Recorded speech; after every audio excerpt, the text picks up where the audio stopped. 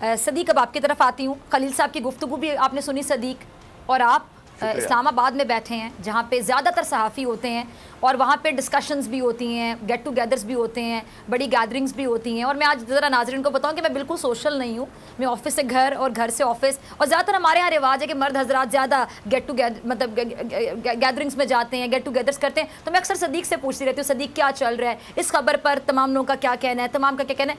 اب اس ایشو پر مجھے پتہ ہے کہ زبان زد عام ہے صدیق, آپ کا اٹھنا بیٹھنا ہر طرح کے صحافیوں کے ساتھ ہے. اس ایشو پر تمام صحافیوں کی زیادہ تر رائے کیا ہے, اور جس طرح کا behaviour so called senior pseudo intellectual میں کہوں گی ان کی جانب سے کیا گیا, اس پر آپ بطور صحافی کیا کہتے ہیں؟ دیکھیں بات یہ ہے کہ یہ 8-10 لوگ جو ہیں نا, جو جن کا ایجنڈا ہوتا ہے, جن سے ویسے ہی جن کی منافقت ایک کے بعد ایک کر کے بے نقاب ہو چکی ہے اور لوگ ان کے چہرے اچھی طرح جانتے ہیں, بدقسمتی سے انہی کو پورا میڈیا قرار دے دیا جاتا ہے. ورنہ یہ 8-10 لوگوں کے علاوہ رپورٹرز ہیں یا چینلز میں کام کرنے والے باقی لوگ ہیں, وہ تو سنسیئرٹی کے ساتھ اپنا کام کر رہے ہوتے ہیں. جہاں تک ان 8-10 لوگوں کی بات ہے جنہوں نے لمبی لمبی زبانیں نکال کے اور ان کے اوپر چڑھ دوڑے طارق جمیل صاحب کے اوپر, تو وہ آصف محمود صاحب ہیں, انہوں نے بڑا اچھا لکھا ہوا تھا کہ یہ جو گز بھر زبانیں ہیں نا تمہاری, جو لوگ بکواس کر رہے ہیں طارق جمیل صاحب پہ, اس گز بھر زبان کے 2 انچ نیچے تمہارا گریبان ہے.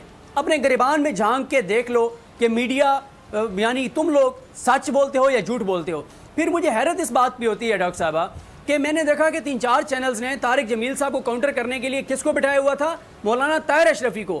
اب اگر طاہر اشرفی صاحب یہ درست کہہ رہے ہیں کہ میڈیا سچ بولتا ہے, تو پھر یہ وہی میڈیا ہے جس نے طاہر اشرفی صاحب کے بارے میں کہا کہ وہ شراب کے نشے میں دودھ پکڑے گئے, الٹیاں کر رہے تھے اور ان کے کپڑے خراب ہو چکے تھے. میڈیا اسی طاہر اشرفی کے بارے میں کہہ چکا ہے کہ وہ منی لانڈرنگ کرتے تھے, وہ دہشت گردوں کے ساتھی ہیں. اگر میڈیا سچا ہے تو پھر طاہر اشرفی صاحب کے اوپر وہ جو میڈیا نے خبر دی تھی کہ وہ شرابی ہیں, شراب کے نشے کے دھت میں پکڑے گئے, الٹیاں کر رہے تھے, وہ بات ٹھیک ہے. اور اگر میڈیا جھوٹا ہے تو پھر طاہر اشرفی جھوٹا ہے کہ جو طارق جمیل صاحب کو غلط کہہ رہا ہے. مسئلہ یہ ہے کہ اب آپ اندازہ لگائیں کہ ہمارے کچھ اینکرز کو طارق جمیل صاحب کو کاؤنٹر کرنے کے لیے طاہر اشرفی کی ضرورت پڑ گئی. آپ انحطاط اور زوال دیکھیے اور بدقسمتی دیکھیے. اور یہ سب سے زیادہ تکلیف ہوئی حامد میر صاحب کو, ظاہر ہے سچ کڑوا ہوتا ہے, ان کو سب سے زیادہ تکلیف ہوئی. میں ان کی ابھی ظاہر ہے یہ پورا پروگرام بھی کم پڑ جائے گا, 25 سے 30 آپ کو فنگر ٹپس کے اوپر خبریں ان کی میں آپ کو گنوا سکتا ہوں جو جھوٹی خبریں ہیں. اتنے جھوٹ وہ بولتے ہیں. سب سے زیادہ جو جھوٹ جن کے سوشل میڈیا پہ لوگوں میں جو سب سے زیادہ اس وقت لوگوں کو پتا ہے کہ انہوں نے یہ جھوٹ بولے ہیں, وہ حامد میر صاحب ہیں. سب سے زیادہ تکلیف ان کو ہو رہی تھی, اور وہ کہہ رہے ہیں میں انڈورس کرتا ہوں جی طاہر اشرفی صاحب کو. اچھا صدیق, میں آپ کی بات میں ایک بات ایڈ کرنا چاہوں گی, پھر آپ اپنی گفتگو کو کنٹینیو کیجئے گا. وہ آپ نے کہا کہ سب سے زیادہ تکلیف ان کو ہوئی ہے, تو مجھے تو بالکل یہ لگا جس طرح وہ ایک جملہ ہوتا ہے نا کہ چور کی داڑھی میں تنکا. اب آگے آپ مکمل کر دیجئے. جی بالکل, آپ نے درست کہا, چور کی داڑھی کی تنکا. میرا یہ خیال ہے کہ میں نے جو اپنا پوائنٹ آف ویو دینا تھا وہ دیا ہے. میرا خیال ہے ہمیں اس موقع کا فائدہ اٹھانا چاہیے کہ خلیل الرحمان قمر صاحب ہمارے ساتھ ہیں, تو ان سے زیادہ بات کرنی چاہیے تاکہ لوگ زیادہ ان کو سننا چاہتے ہیں. بالکل ٹھیک ہے, قمر صاحب کی طرف میں آتی ہوں. ٹھیک ہے, بڑی اچھی بات کی آپ نے صدیق, بہت اچھی بات کی. دیکھیں ایسے صحافی بھی ہیں کہ جو بڑوں کو ریگارڈ دینا جانتے ہیں, اور آپ عالم دین کا مذاق اڑا رہے, تمسخر کا نشانہ بنا رہے, اور اس کے بعد آپ سمجھ رہے ہیں کہ بہت بڑی اچیومنٹ ہو گئی. شرم آنی چاہیے ایسے لوگوں کو. خلیل صاحب آپ کی طرف آنا چاہتی ہوں. اب یہ جو واقعی اینکرز جو معافی کا مطالبہ کر رہے تھے, کیا انہوں نے کبھی زندگی میں جھوٹ نہیں بولا ہوگا؟ کیا انہوں نے زندگی میں کبھی غلطی نہیں کی ہوگی؟ ساتھ ہی میں ایڈ کرنا چاہوں گی, آپ نے کہا کہ ان کو معافی شاید نہیں مانگنی چاہیے تھی. مجھے لگتا ہے کہ اس بندے نے معافی مانگ کے اپنا قد بڑھا لیا. پوچھیں کیسے؟ جو ضدی بندہ ہوگا اور وہ غلطی بھی کرے گا, اپنی غلطی بھی نہیں مانے گا, وہ کہے گا میں نے غلط نہیں کیا. لیکن چلے انہوں نے معافی مانگی, جو بھی ان کے ذہن میں تھا, جو بھی سوچ کر مانگی, مجھے لگتا ہے انہوں نے اپنا قد بڑھا لیا. کیا یہ لوگ معافی مانگیں گے جو ان سے سوال پوچھ رہے تھے؟ کبھی معافی مانگیں گے؟ انہوں نے کیا کبھی زندگی میں غلطیاں نہیں کی؟ میرا جو ذاتی خیال ہے ڈاکٹر فضا, میرا جو ذاتی خیال ہے وہ آدمی بڑا اس لیے ہو گیا ہے کہ اس نے شاید ملکی حالات کو سامنے رکھا, ورنہ انہوں نے جو بات کہی تھی کیا اس بات میں کی آپ کہیں نے, جھوٹ اور غلطی کہاں تھی. بالکل وہ بالکل سچ کہہ رہے تھے. جس قدر جھوٹ بولا جاتا ہے ان چینلز کے اوپر, یہ خدا کی قسم جھوٹ کی کمائی کھاتے ہیں. اور ہم صبح سے لے کر شام تک یہ جو چند نام نہاد لمبی زبان والے اینکرز کا ٹولہ ہے, ان کی جو ہم بدماشیاں دیکھتے ہیں اور جس طرح یہ تھانے داری نظام کو چلا رہے ہیں, مجھے یوں لگتا ہے خدا نہ خواستہ ہم ان کے ہاتھوں یرغمال ہیں اور ہماری روٹی پانی کے ذمہ دار یہ ہیں. خدا کے واسطے ان لوگوں کو بہت جلدی ان کا محاسبہ کرنا ہوگا, ان سے پوچھ تاچھ کرنی ہوگی. इनके यकायकी बनने वाले इतने असासों को की छानबीन करना होगी। हम कहीं बहुत बड़ी हिमाकत कर रहे हैं। शायद उसकी वजह ये हो कि हमारे सियासतदानों में इतनी खराबियां हैं कि वो किसी का मुहासबा क्या करेंगे, किसी की पूछताछ क्या करेंगे। उन्होंने खुद तो लिफाफे देकर पाला इनको।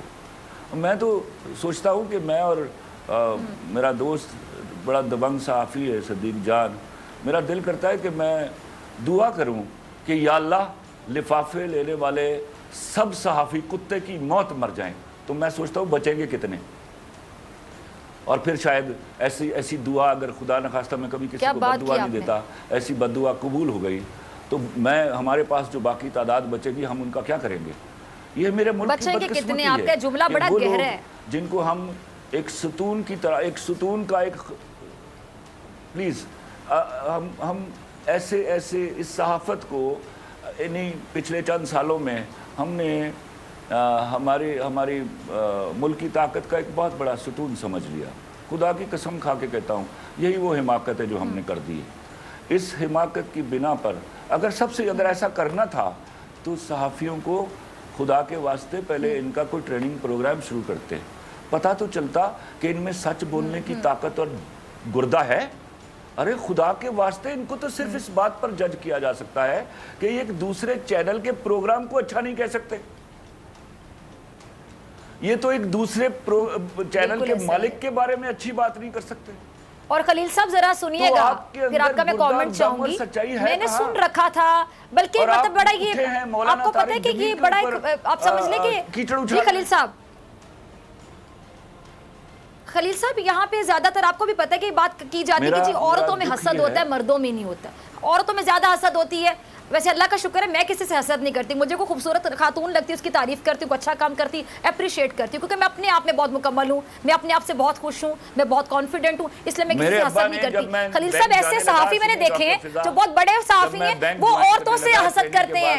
ऐसे मर्दों के बारे में क्या कहेंगे आप?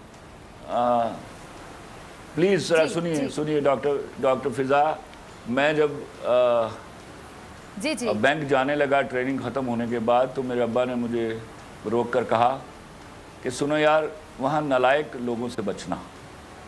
तो मैंने कहा वो नालायक लोग मुझे कैसे पता चलेगा कि ये नालायक हैं फिलफौर। तो वो मुस्कुराए और उन्होंने कहा वो जो बहुत ज़्यादा भौंक रहे हों और काम कोई ना कर रहे हों और किताबें सारी सामने रखी हों, उन्होंने समझना वो नालायक लोग हैं। तो याद रखिएगा, ये जो आज इतनी जुर्रत आ गई, पहले ये शुरू हुए सियासतदानों से, फिर फ़ौज पर भौंके, अब हद ये है कि ये इतने बड़े आलिम दीन पर भौंक रहे हैं। ये बदकिस्मती इस मुल्क की। मैं कहता हूँ खुदा के वास्ते इस वक्त तो डर जाओ जब कोरोना की शक्ल में एक मौत आपके सर पर खड़ी है। अल्लाह के वास्ते आप अहादीस पढ़ लो, हमारे जो बुजुर्गान दीन हैं उनके बयानात सुन लो। वो ऐसे वबाई माहौल में फरमाते हैं कि खुदा के वास्ते अल्लाह से अपने गुनाहों की माफ़िया मांगो। और यार हम सब गुनहगार लोग हैं। हमने आपके बराबर झूठ नहीं बोले हुए, जो आप अपनी सच्चाइयों के लिए इस तरह मैदान में कूदे हैं। और मैं तो आपसे सवाल कर के मर जाऊंगा। ये मुझे तो जवाब देना होगा जब तक मैं जिंदा हूं कि एक आदमी के लिए आप ये कैसे कहने के लिए निकले कि इसको रिहा कर दो। आपने ये क्या कानून, सब वो कानून से बालातर था, उसके खिलाफ एफआईआर नहीं हुई। एफआईआर हो जाए तो क्या आपको कोर्ट के सामने पेश नहीं होना? आप खुदा के वास्ते, आपको कोई शर्म नहीं आती कि बजाय इसके कि आप ये बोलते कि इस आदमी को इंसाफ दिया जाए? मैं भी कहता हूँ इस आदमी को इंसाफ दिया जाए, अगर वो बेगुनाह है तो उसको छोड़ दिया जाए।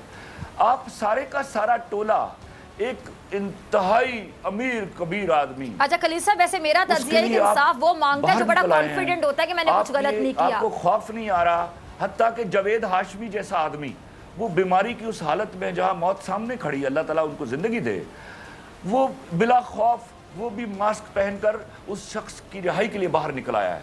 और यार अल्लाह से डरो खुदा के वास्ते। ठीक है, हम माशी तौर पर एक पाताल में गिरी हुई कौम है, हम सियासी तौर पर इतने झगड़ों में उलझे हुए हैं। खत्म हो गया। खलील रहमान कमर साहब, आपका क्या आप कोरोना के खौफ से हैं डिप्रेशन का शिकार?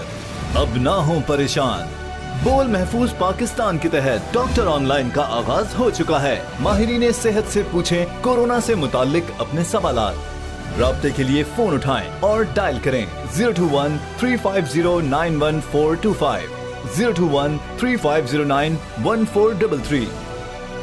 लाइव कॉल्स होंगी दोपहर 2 से 3 के दरमियान। आप अपने सवालात व्हाट्सएप पर भी भेज सकते हैं 0337-0310-377 और रह जाने वाले सवालात के जवाबात 24 घंटे ब्रेक में नशर किए जाएंगे।